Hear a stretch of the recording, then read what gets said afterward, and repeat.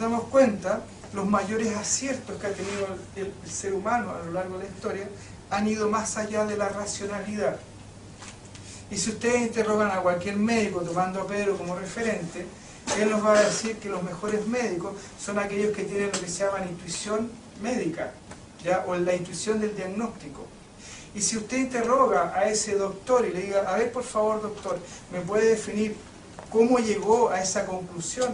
Él va a decir, lo siento, no puedo. Y si ese doctor, entonces diría, ¿cómo no? No sé, no me alcanza. Yo sé que eso es así. Entonces le vamos a poner un nombre que se llama intuición. Básicamente lo que pasó, que la herramienta que usó estaba más allá de la mente. Y tuvo una percepción de la realidad que era más allá de la mente. Y que justamente como no parcializaba, fue capaz de testificar en una dinámica mucho más amplia, mucho más profunda, con mucha anchura y con mucha profundidad.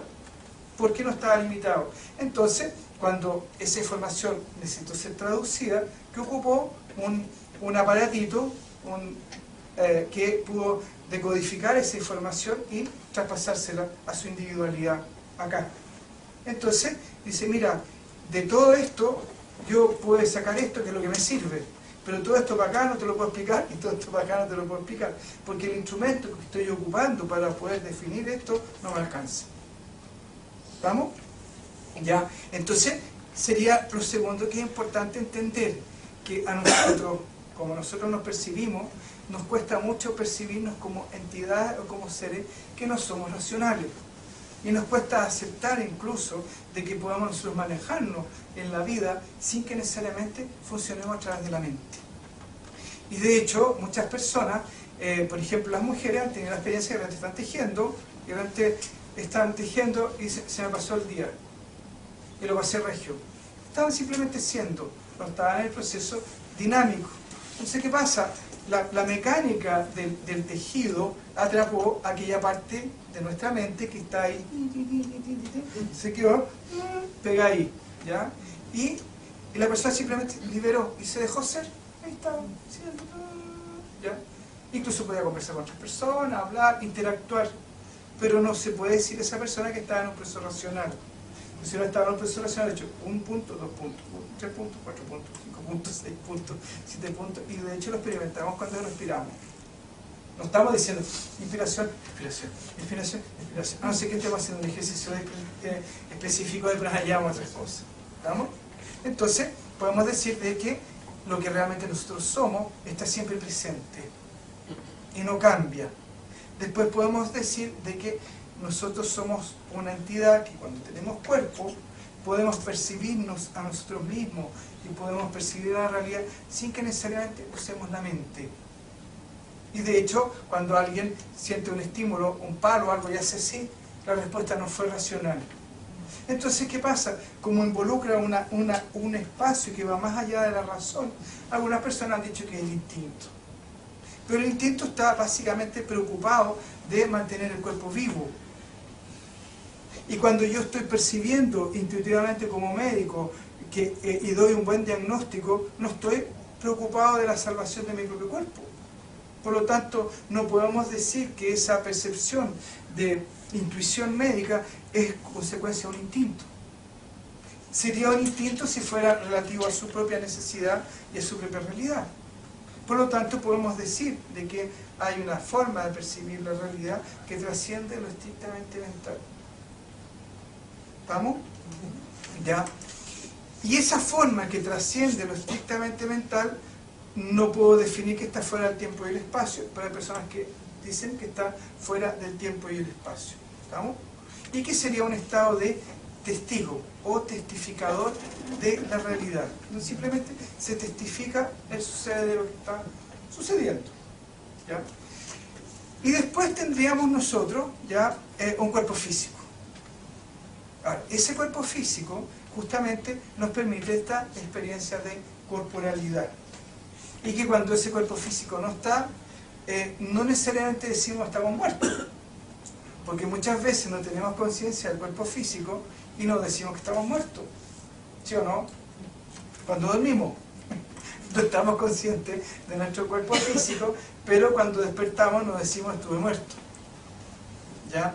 Y ya que el caballero sexólogo, ¿ya? Espero no haber sido, ¿cómo se llama? Indiscreto. El público no toma. ¿Ya? Cuando uno tiene el orgasmo también necesariamente pierde la sensación de corporalidad, aunque sea por un instante. ¿Estamos?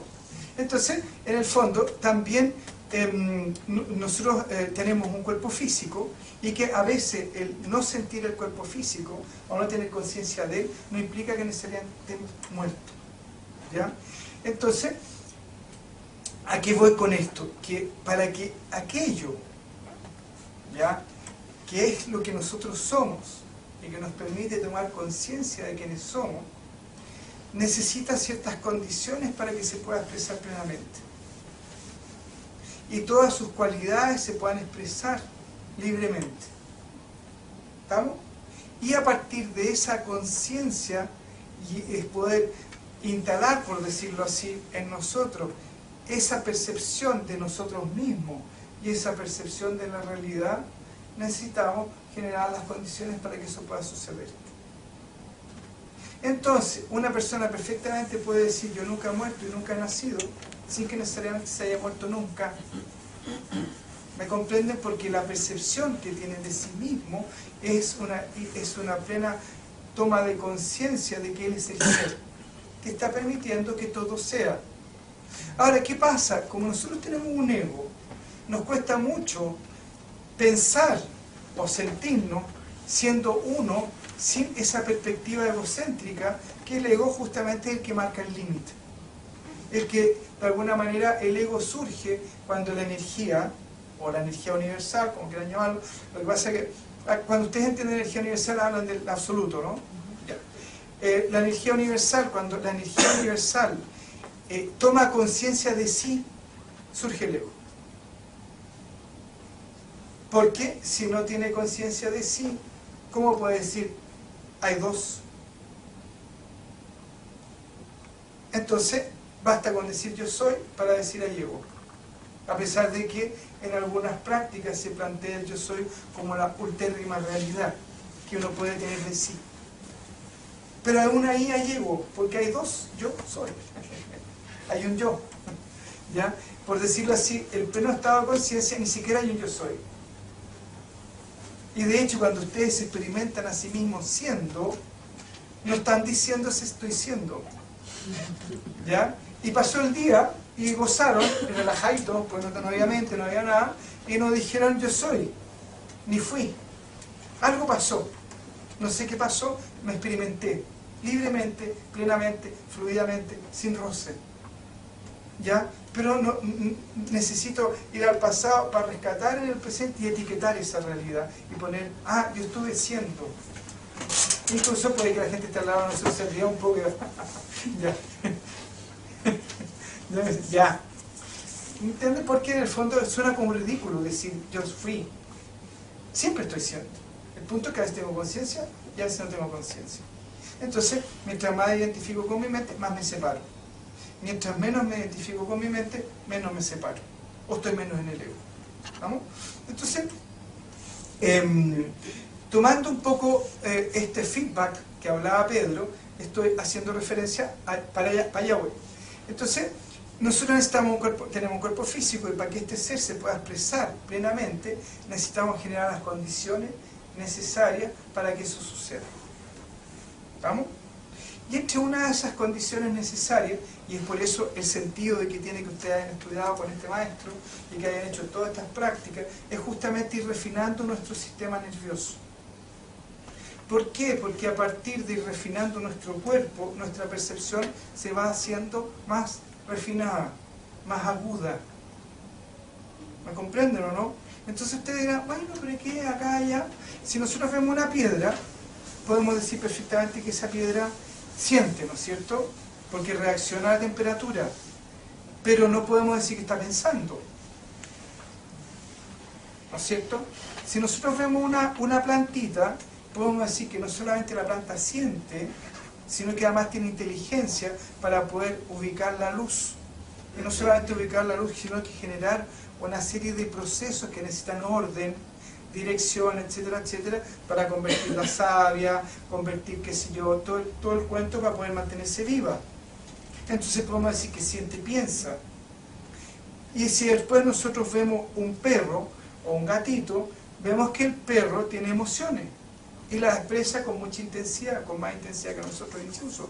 Porque cuando se pone alegre, salta y mueve la cola, y cuando está triste se pone así, va, y nosotros podemos rápidamente ya entender cuáles son las emociones que tiene ese perrito.